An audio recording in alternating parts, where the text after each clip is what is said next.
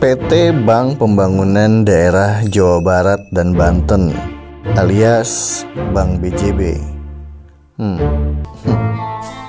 Ditulisnya memang begitu, semua pakai huruf kecil, Bank BJB.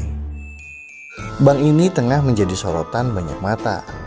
Bukan karena tulisannya yang kecil-kecil begitu, karena itu sudah sejak Agustus 2010. Tapi lantaran diduga ada korupsi besar-besaran di bank yang sebelumnya familiar dengan sebutan Bank Jabar Banten dan sudah didirikan sejak 1961 itu.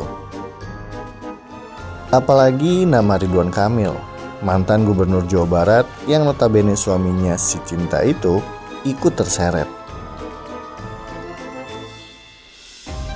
Pelaksana Harian Direktur Penyidikan Komisi Pemberantasan Korupsi Budi Sokmo menjelaskan bagaimana kasus itu terjadi.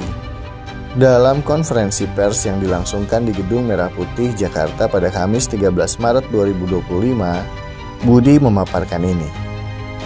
Dari 2021 sampai medio 2023, Bank BJB keluarin duit 409 miliar rupiah untuk bayar iklan. Judulnya belanja beban promosi umum dan produk bank. Intinya pasang iklan di TV, media cetak, dan media daring. Untuk mengeksekusi hajat besar itu, Bank BJB menggait 6 perusahaan agensi. Mereka adalah PT CKMB yang dapat bagian 41 miliar rupiah, PT CKSB 105 miliar rupiah, PT AM 99 miliar rupiah, PT CKM 81 miliar rupiah, PT BSCA 33 miliar rupiah, dan PT WSBE mendapatkan jatah 49 miliar rupiah. Keenam perusahaan agensi iklan itu dimiliki 3 orang yang sudah ditetapkan sebagai tersangka, termasuk Direktur Utama Bank BJB yang sekarang sudah mantan dan pimpinan Divisi Corporate Secretary Bank BJB. Totalnya ada 5 orang yang sudah dijadikan tersangka oleh KPK dan dicekal berangkat ke luar negeri.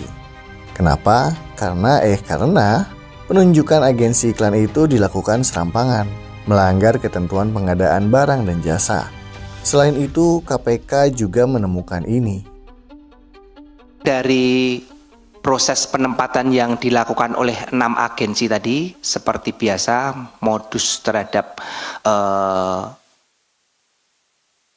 pemakaian uang tersebut dilakukan dengan tidak kesesuaian antara pembayaran yang dilakukan oleh BJB ke agensi dengan agensi kepada media yang ditempatkan iklan tersebut. Jadi dari 409 tadi yang ditempatkan dipotong dengan pajak ya, kurang lebih nanti jatuhnya 300 miliar. Hanya kurang lebih 100-an miliar yang ditempatkan sesuai dengan real pekerjaan yang dilakukan. Itu pun kami belum melakukan tracing secara detail ya terhadap kurang lebih 100 miliar tersebut. Namun yang tidak real ataupun fiktif kurang lebih jelas sudah nyata sebesar 222 miliar rupiah selama kurun waktu 2,5 tahun tersebut. Dari uang sebanyak 409 miliar yang dikeluarkan Bank BJB untuk biaya iklan itu, ternyata ada ketidakcocokan data. KPK mendapatkan fakta bertolak belakang. Uang yang digunakan untuk pasang iklan ternyata hanya sekitar 100 miliar rupiah, dan selebihnya 222 miliar rupiah merupakan belanja fiktif.